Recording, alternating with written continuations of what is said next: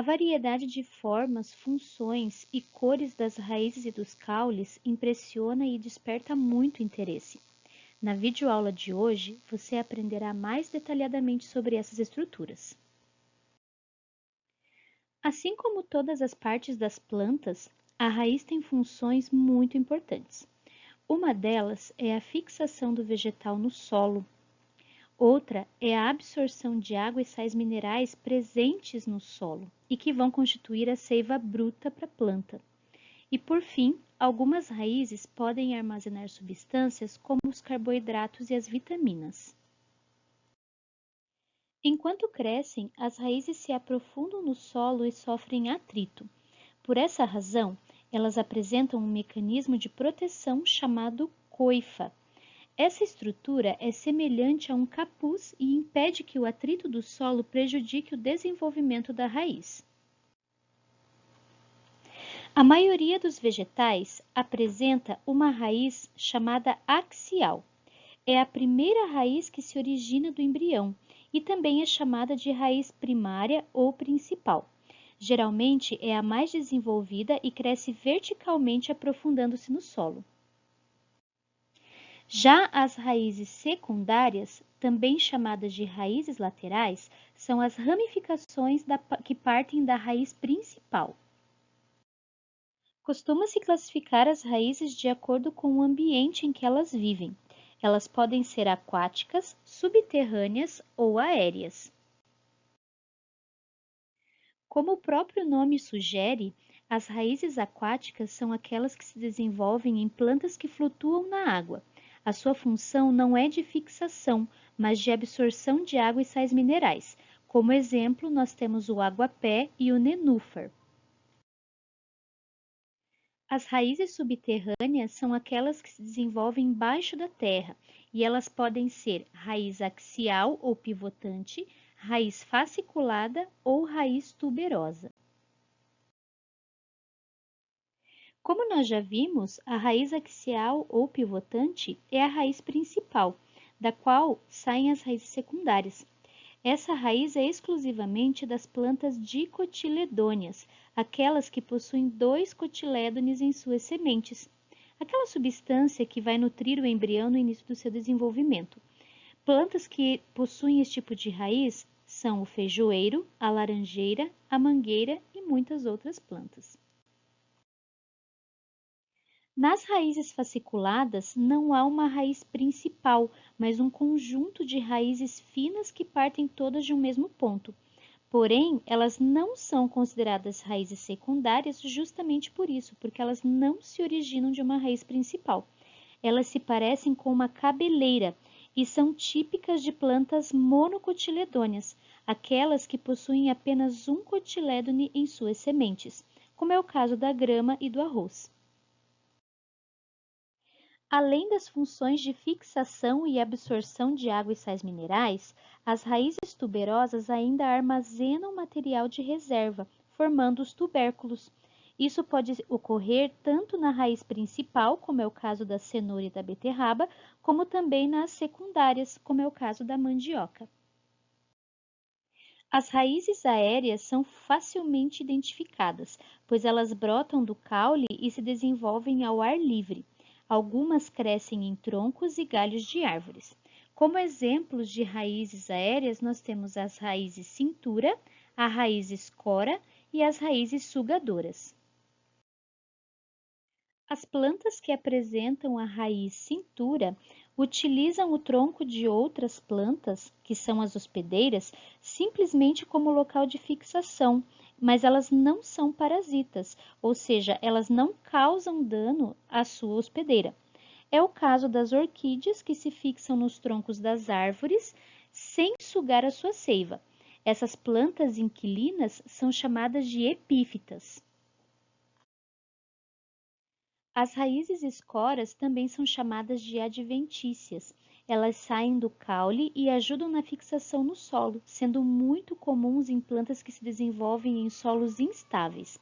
Esse tipo de raiz pode ser observado no milho, na cana-de-açúcar ou em plantas que crescem nos manguezais. As plantas que apresentam as raízes sugadoras são consideradas parasitas, pois elas vivem às custas de outra planta. No Brasil, o principal exemplo de planta parasita é o cipó-chumbo. Ele se fixa a uma planta e suas raízes bem fininhas a penetram, sugando dela os nutrientes de que ele necessita. O caule sustenta folhas, flores e frutos. Geralmente eles não apresentam clorofila, porém existem os caules verdes que também realizam a fotossíntese. No seu interior predominam os tecidos condutores de seiva, e além disso, alguns tipos de caule também podem armazenar alimento. A água e os sais minerais absorvidos pelas raízes compõem a seiva bruta, que é transportada para cima até as folhas através dos vasos lenhosos. O conjunto desses vasos, que funciona como bombas d'água, forma o xilema. Já os açúcares e outras substâncias fabricadas nas folhas por meio do processo da fotossíntese formam a seiva elaborada, que é transportada para baixo até as raízes através dos vasos liberianos. O conjunto desses vasos recebe o nome de floema. Há diferentes tipos de caules. A maioria cresce acima da superfície do solo. Contudo, existem alguns que se desenvolvem abaixo do solo e outros ainda dentro da água. Por isso, dizemos que os caules podem ser aéreos, subterrâneos ou aquáticos. Os caules aéreos crescem acima da superfície do solo e, consequentemente, podem ser vistos. Os caules rastejantes se espalham horizontalmente sobre a terra, e os caules trepadores se apoiam em um suporte para sustentação usando as gavinhas. Esse tipo de ramificação pode ser visto em maracujazeiros. Os caules eretos são os que crescem verticalmente em relação ao solo, e eles dividem-se em 4 categorias: o tronco, a haste, a estipe e o como. Os troncos são comuns nas árvores. Esse tipo de caule é resistente, compacto e ramificado. Tais características possibilitam seu uso na confecção de utensílios de madeira. A haste é um caule herbáceo e frágil, como ocorre nas hortaliças, por exemplo, no alface, na salsinha, na couve, no pimentão. A estipe é um caule sem ramificações, cujas folhas grandes e largas encontram-se na parte superior da planta, como por exemplo na palmeira e no coqueiro. E por fim, o colmo é um caule cilíndrico que apresenta nós e entrenós bem nítidos, com regiões de crescimento chamadas de botões vegetativos ou gemas, as quais podem estar localizadas na ponta ou ao longo do caule, mas não nas raízes. A cana-de-açúcar é um exemplo de colmo cheio e o bambu de colmo oco. Caules subterrâneos são aqueles que crescem embaixo do solo. Podem ser de 3 tipos: tubérculos, bulbos e rizomas. Os tubérculos são muito utilizados como alimentos, pois acumulam material nutritivo. A batata e o inhame são exemplos de tubérculos. A cebola e o alho são classificados como bulbos, isto é, órgãos de reserva que permitem ao embrião sobreviver durante o tempo de dormência antes de desabrochar novamente. Na bananeira e no gengibre, o caule também é subterrâneo, mas do tipo rizoma, que parece uma raiz.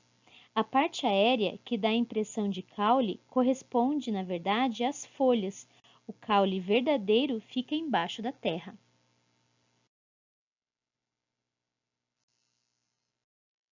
Os caules aquáticos desenvolvem-se dentro da água. O nenúfar, a vitória régia e a elódia são exemplos de caules aquáticos. Nessa videoaula, você conheceu mais sobre a raiz e o caule das plantas. Continue acompanhando as próximas aulas. Você irá aprender muito mais sobre esses seres que têm uma importância fundamental para a sobrevivência de todos os seres vivos.